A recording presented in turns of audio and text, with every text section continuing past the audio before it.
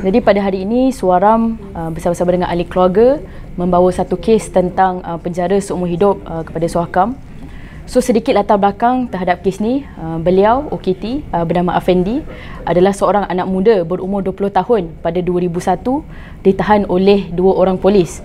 Pada waktu itu beliau menaiki motosikal tanpa memakai topi keledar bersama seorang pembonceng, dan apabila ditahan pemboncengnya melarikan diri, dan beliau diarahkan untuk berhenti di tepi lah oleh polis. Pada waktu itu berlakunya pergelutan di antara beliau bersama polis, dan beliau tanpa sengaja menarik pistol di tali lanyat polis, dan apabila beliau menarik pistol tersebut, beliau mengarahkan polis untuk melutut dan mengacukan pistol itu terhadap polis, dan beliau melarikan diri. Sejurus selepas itu beliau memberikan pistol itu kepada pakciknya dan menyorokkan dirilah. Dan apabila beliau ditahan beberapa hari selepas itu, beliau ditahan di bawah Akta Senjata Api kerana memiliki pistol memiliki senjata api.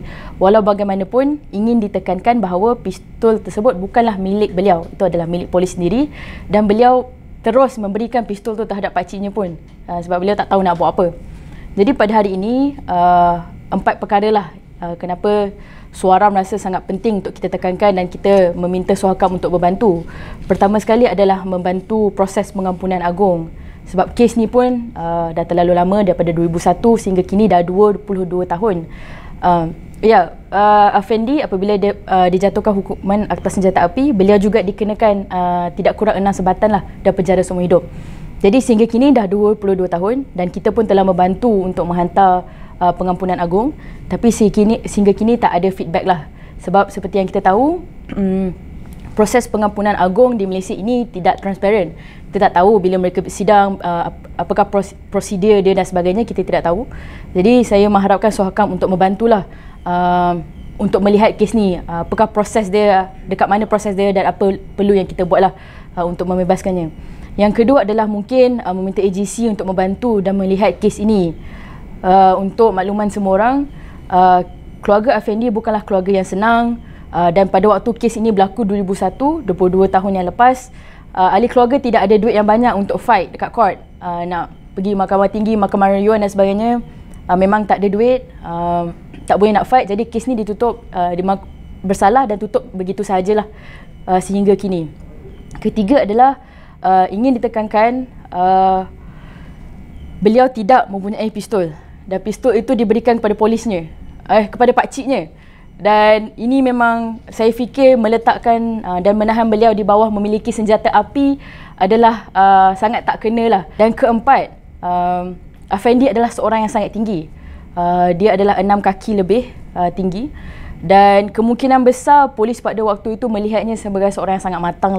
Polis pun mungkin ingat dia adalah orang badan besar, tinggi, mungkin penjenayah dan sebagainya, padahal baru pun 20 tahun.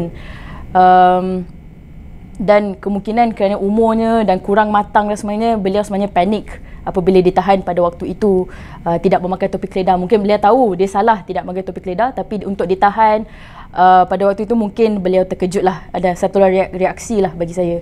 Jadi itulah perkara ini kita bawa kepada Suhakam dan meminta Suhakam untuk membantu. Dan Suhakam menjanjikan beberapa perkara. Pertama sekali, Suaram akan jumpa ahli keluarga untuk meminta lebih butiran yang lebih panjang. Kedua, Suaram akan pergi kepada penjara Tapah sendiri untuk melihat Afendi, untuk melihat keadaannya. Dan Suhakam akan membantu untuk melihat kes ni proses dia macam mana dan sebagainya. Jadi kita mengharapkan Suhakam untuk menjalankan siasatan dan melakukan feedback kepada kita selepas ini. Selepas sesi ini, kita akan berjumpa balik dengan keluarga dekat tingkat 13. Kita nak lebih banyak maklumat. Sebagai contoh, seperti mana Puan Azura maklumkan, pengampunan proses permohonan pengampunan yang terakhir dibuat pada bulan 8 lepas. Cuma kita nak tahu ada tak sebelum ni pernah dibuat proses demikian, dan juga beberapa perkara. Dan juga kita mungkin dalam tempoh masa yang munasabah, kita juga akan mengadakan lawatan untuk berjumpa dengan abang ni di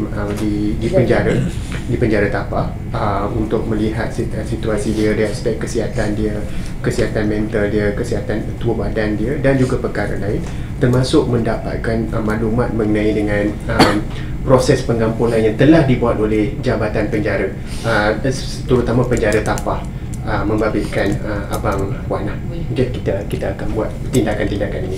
Bagi pihak saya menerima lah, bagi pihak saya menerima memorandum ni, dan kita akan buat siasatan yang adil dan secara detail dan adil lah, dan kita akan kembali kepada pihak keluarga dengan